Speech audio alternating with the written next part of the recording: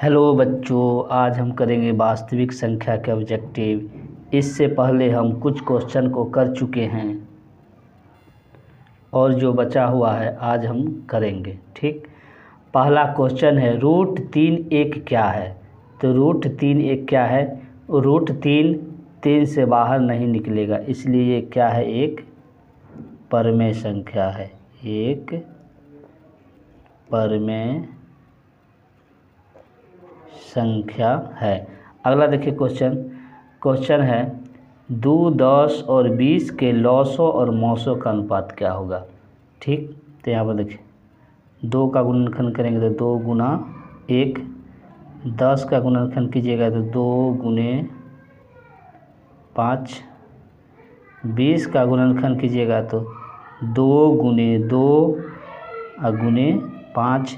इसको लिख सकते हैं 2 के पावर 2 गुने 5।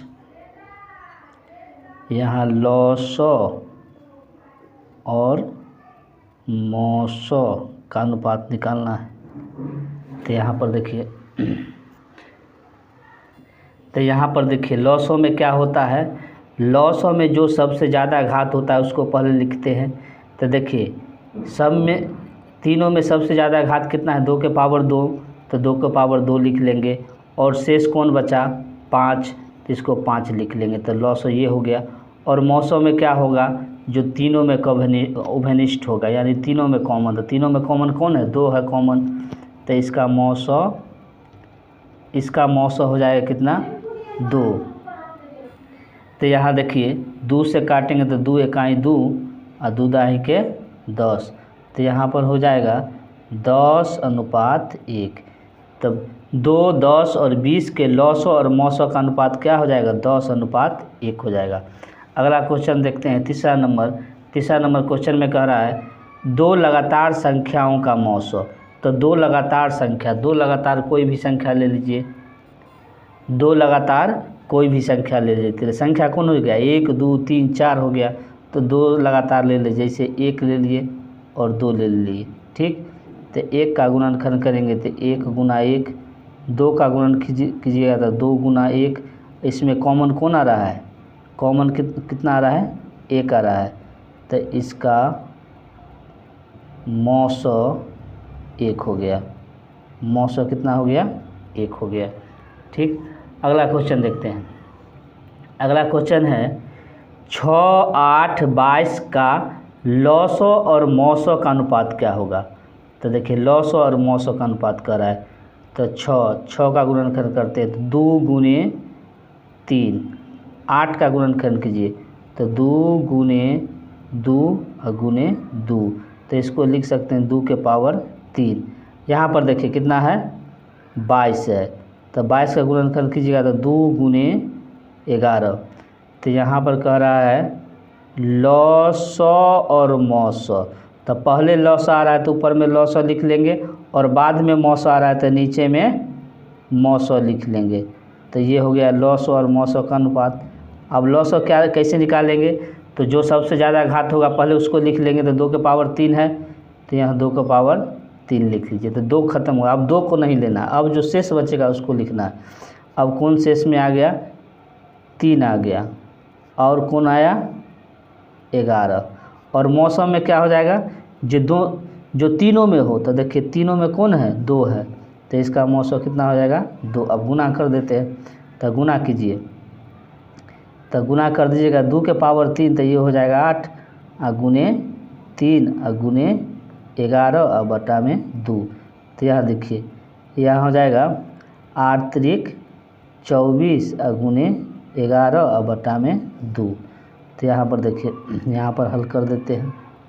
तो देखिए 24 को 11 से गुना करेंगे तो 11 से गुना करने का ट्रिक है। तो 4 को 4 ऐसे लिख लीजिए, 4 को 4 लिख लिए, और इसके बगल में जो 2 है उसको जोड़ दीजिए। 4 और 2 6 और फिर 2 को लिख दीजिए। ये है 11 से गुना करने का ट्रिक। और 2 को 2 लिख देंगे। अब 2 से काट दीजिए। 2 एकाई 2 और 2 एकाई 2, 2 तिया 6, 2 दूना 4। तो यहाँ हो जाएगा 132:1। यही आंसर हो गया।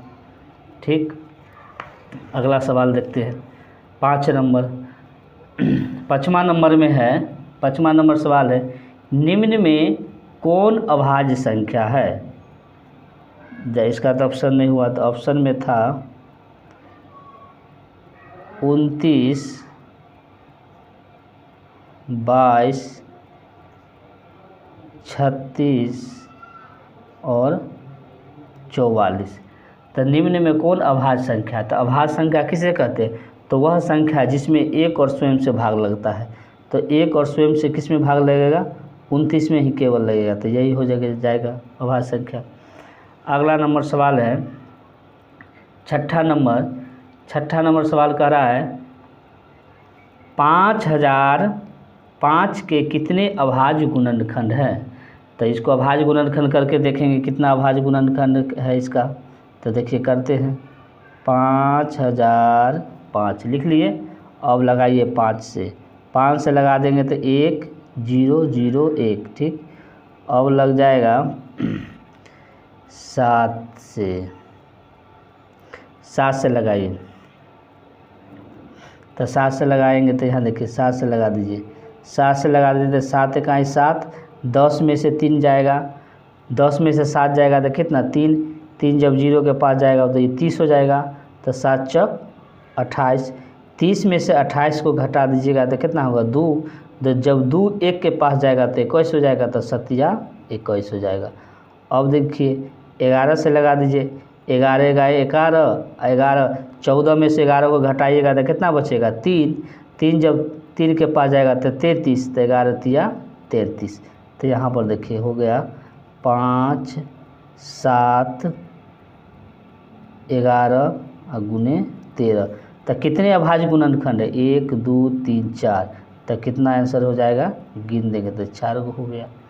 यही हो गया, सिंपल है। अगला देखिए, अगला कह रहा है 96 का अभाज्य गुणनखंड 96। देखिए ये क्वेश्चन है, 96 का अभाज्य गुणनखंड क्या है। तो 96 का अभाज्य गुणनखंड क्या है, इसको अभाज्य गुणनखंड करके देखते हैं। तो यहाँ लिख लेंगे 96। अब इसका गुणनखंड करेंगे तो गुणनखंड कीजिए, तो 2 से लगा देंगे तो 2 चक 8, 2 8 16, फिर 2 से लगा देंगे तो हो जाएगा 2 दूना 4, 2 चक 8, फिर 2 से लगा दीजिएगा तो हो जाएगा 12, फिर 2 से लगा दीजिए तो हो जाएगा 6, फिर यहाँ 6 बचा, 6 को 2 से लगा दीजिएगा तो 3। तो यहाँ पर देख लीजिए 96 का अभाज्य गुणनखंड हो जाएगा 1 2 3 4 5। तो 2 के पावर हो जाएगा 5 गुने 3। तो यही आंसर हो गया, ठीक। अगला नंबर सवाल है, देखिए कह रहा है 8 नंबर, निम्न में कौन परमेय संख्या है। 8 नंबर में क्या कर रहा है, निम्न में कौन परमेय संख्या है। तो ये देखिए, ये परमेय हो गया, ये अपरमेय हो गया। अपरमेय में से परमेय को घटाएंगे तो अपरमेय ही हो गया। ये √15 है तो √15 बाहर नहीं निकलेगा। ये देखिए √3 से √3 को काट दीजिएगा तो 2 हो जाएगा। तो 2 क्या हो गया, परमेय संख्या। आंसर कौन हो गया, सी नंबर। अगला नेक्स्ट क्वेश्चन देखते हैं। अगला है सबसे छोटी भाज्य संख्या और सबसे छोटी अभाज्य संख्या का मौसो क्या होगा। तो सबसे छोटी भाज्य संख्या, तो सबसे छोटी भाज्य संख्या कितना से स्टार्ट हो जाता है, 4 से। 4 का गुणनखंड कीजिएगा तो 2 गुना 2। और सबसे छोटी अभाज्य संख्या कितना हो जाएगा, 2। 2 का गुणनखंड करेंगे तो 2 गुना 1। तो दोनों में कॉमन कितना आ रहा है, 2। तो मौसो कितना हो गया, बी नंबर 2 हो जाएगा। अगला नंबर सवाल देखते हैं, सवाल नंबर 10 है। तो देखिए सवाल नंबर 10 में क्या कर रहा है, यहाँ पर तो समझिए। देखिए यदि a और b अभाज्य संख्या है तो a और b का लॉसो क्या होगा। तो देखिए यहाँ ध्यान देने वाली बात है, अभाज्य संख्या रहेगा तो कहेगा मौसो निकालने के लिए, लॉसो जब कहेगा अभाज्य संख्या का निकालने तो उसका गुणनफल हो जाएगा। तो a और b का गुणनफल यानी AB हो जाएगा। तो कौन आंसर हो जाएगा, B। यदि कहेगा मौसो निकाल ले तो इसका मौसो कितना हो जाएगा, 1 हो जाएगा। और लॉसो कहेगा, अभाज्य संख्या का लॉसो कहेगा निकालने को तो कुछ नहीं करना है, वो दोनों संख्या को गुना कर देंगे तो वही लॉसो हो जाएगा।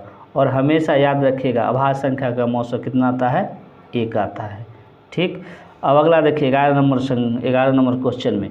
11 नंबर क्वेश्चन है, दो संख्याओं का गुणनफल 8670 है और उसका मौसो 17 है, तो उसका लौसो क्या होगा। तो देखिए फार्मूला होता है पहली संख्या गुने दूसरी संख्या बराबर HCF गुने LCM। तो पहली संख्या गुने दूसरी संख्या, तो दोनों संख्या का गुणनफल कितना है 8670 है, 8670 है और उसका मौसो 17 है। तो हमको यहाँ पर कह रहा है LCM यानी कि लौसो निकालने के लिए। ठीक, तो देखिए काटिए, 17 से काटेंगे तो 17 पचे 85, 86 में से 85 घटा दीजिएगा तो 1, जब 17 के पास जाएगा तो 17 बच जाएगा। 17 को 1 मरतब काटेंगे तो 1 हो जाएगा, 0 के 0 उतार दीजिएगा तो इसका LCM हो जाएगा 510। यही आंसर हो गया। अगला देखते हैं नेक्स्ट क्वेश्चन हमारे पास है, दो परमेय संख्या के बीच अधिकतम कितनी परमेय संख्या हो सकती है। तो देखिए दो परमेय संख्या के बीच अधिकतम कितनी संख्या होगा अनंत। तो जैसे करके देखिए निकाल के बता देते हैं। जैसे देखिए 3 और 4 परमेय संख्या है, इसके बीच हमको कहेगा परमेय संख्या निकालने के लिए, कितना भी कहेगा तो निकाल लेंगे। जैसे में देखते 4 कह रहा है, 4 निकालने कह रहा है, तो 4 में 1 जोड़कर 5, तो 5 से क्या करेंगे ऊपर 1 के 3 के नीचे कुछ नहीं, तो 1 गुना 5। अब देखिए 4 है तो 4 को गुना कीजिए 5 से, 1 को गुना करेंगे नीचे को 5 से, तो यहाँ हो जाएगा कितना देखिए 15, यहाँ हो जाएगा 5, यहाँ हो जाएगा 20, यहाँ हो जाएगा 5। अब देखिए यहाँ आराम से लिख सकते हैं, कितना लिख सकते हैं ना 5 को, 15 के बाद हो जाएगा 16, 17, 18, 19। उसी तरह 6 को कहेगा तो 1 एक्स्ट्रा 7, 18 कहेगा 19 कहेगा तो 20 करके गुना कर देंगे। तो कितना भी कहेगा तो हम इसको निकाल सकते हैं, यानी कि इसका आंसर क्या हो जाएगा अनंत हो जाएगा। कितना हो जाएगा अनंत। हम इसमें दो परमेय संख्या के बीच अनंत परमेय संख्या हो सकता है। अगला देखिए, अगला है दो अभाज्य संख्या का मौसो क्या होगा।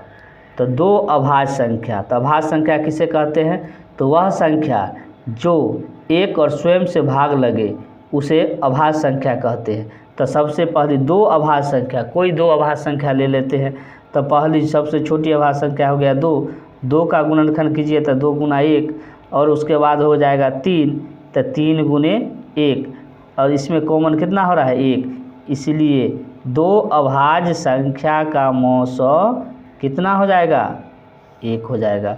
यदि लौसो कहता इसको निकालने के लिए तो 2 गुना 3 तो 6 हो जाता। समझ गए। अगला क्वेश्चन है 14 नंबर क्वेश्चन है 6x के पावर 4y और 12xy का मौसो क्या होगा। तो यहाँ देखिए 6x के पावर 4y, तो इसका गुणनखंड करेंगे तो 2 गुना 3, x के पावर 4 है तो x को 4 दा गुना कर दीजिए, x गुने x गुने x गुने y, और 12 है 12xy है तो यहाँ हो जाएगा 2 गुने 2 गुने 3 गुने x गुने y। अब हम इसको क्या निकालना है मौसो निकालना है। इसका क्या निकालना है मौसो। तो मौसो में देखिए 2 कॉमन आ रहा है तो यहाँ 2 लिख लेंगे। उसके बाद कौन कॉमन आ रहा है 3 आ रहा है तो 3 लिख लेंगे। उसके बाद देखिए क्या आ रहा है x आ रहा है तो x लिख लेंगे। उसके बाद क्या आ रहा है y आ रहा है तो y लिख लेंगे। तो गुना कीजिए 3 दूना 6xy, तो कितना आंसर हो जाएगा 6xy इसका आंसर हो जाएगा। अगला नंबर क्वेश्चन है 64 के वर्गमूल को 64 के घनमूल से भाग देने पर मान क्या होगा। तो यहाँ देखिए समझते हैं।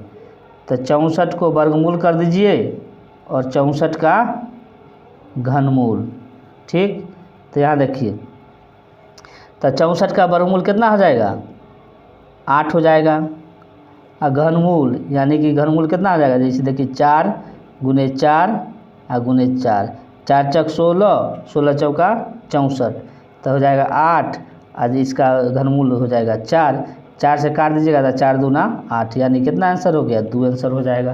कितना आंसर हो जाएगा, 2। अब यहाँ पर देखिए 16 नंबर क्वेश्चन है। 16 नंबर क्वेश्चन में कह रहा है √10 और √15 किसके बराबर है।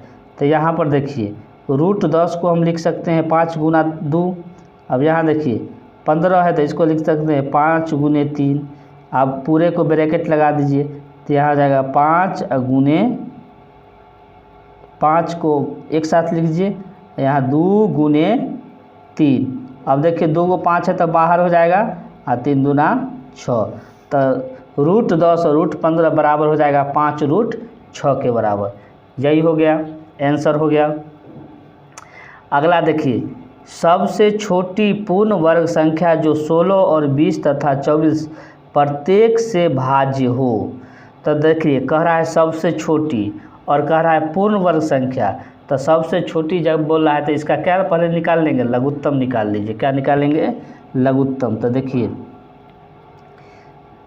16 है तो 16 को हम लिख सकते हैं 2 गुने 2 और गुने 2 और गुने 2।